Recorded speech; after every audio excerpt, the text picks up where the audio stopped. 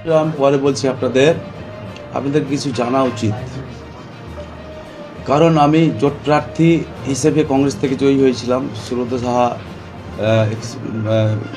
স্বর্গবাসী হওয়ার পরে যে উপনির্বাচনটা হয়েছিল, আমি জোট প্রার্থীর হয়ে জয়ী হয়েছিলাম।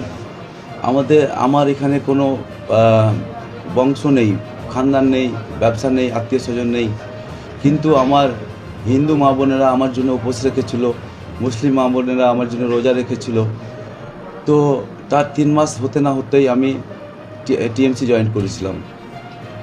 তো মানুষের যতটা ভালোবাসা পেয়েছিলাম তার থেকে 100 গুণ বেশি নেগেটিভ কমেন্ট, ট্রোল, গালিগুলোজ, বেইমান, মির্জাফর, গাদ্দার, মা বোনের গাল, অনেক কিছু শুনতে হচ্ছে, সহ্য করেছিলাম।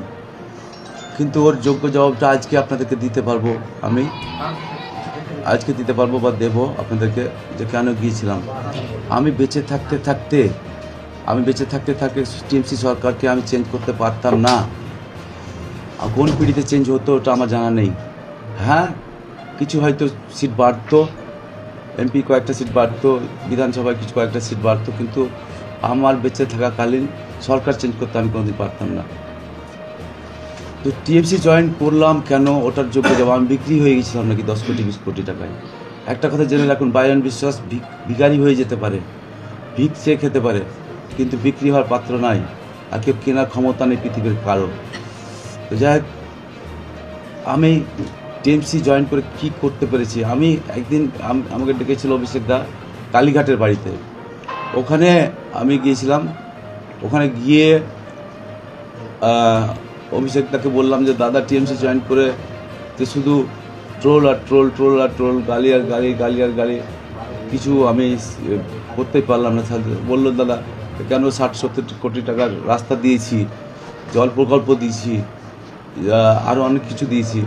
আমি বলছি দাদা, এগুলো কমন জিনিস, সব বিধানসভার জন্য আপনি করেন আর করে থাকেন, দিদি করে থাকেন।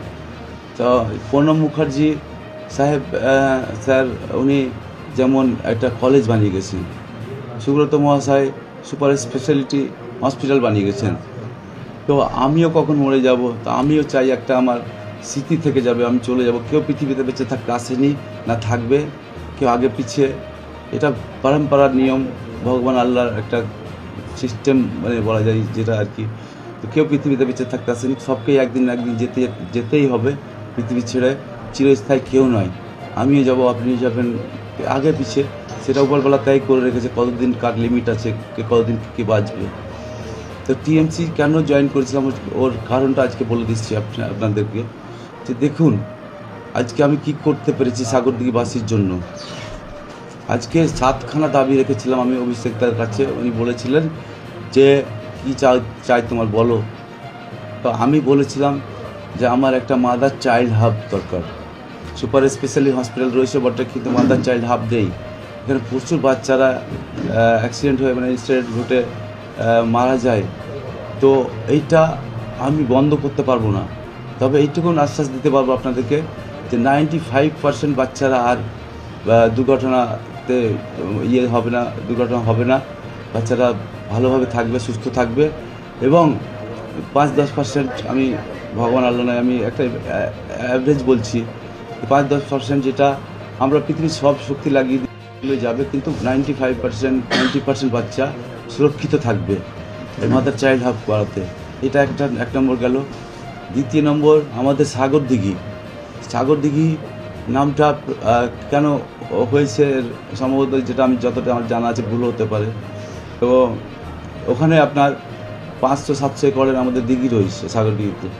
ওখানে ট্যুরিজম, একটা হাব, ট্যুরিজম স্পট করা হচ্ছে, জাস্ট লাইক মতিঝিলের মতো। ওখানে কি হবে, সবথেকে বড় ব্যাপার যেটা, যে আমাদের সাগরদিঘির যুবক যুবতীরা, ভাই বোনেরা অনেকে এঙ্গেজ হবে, ওখানে কাজ পাবে, কর্মসংস্থান হবে, ওদের রুজি রোজগার, সংসার চলবে ভালোভাবে।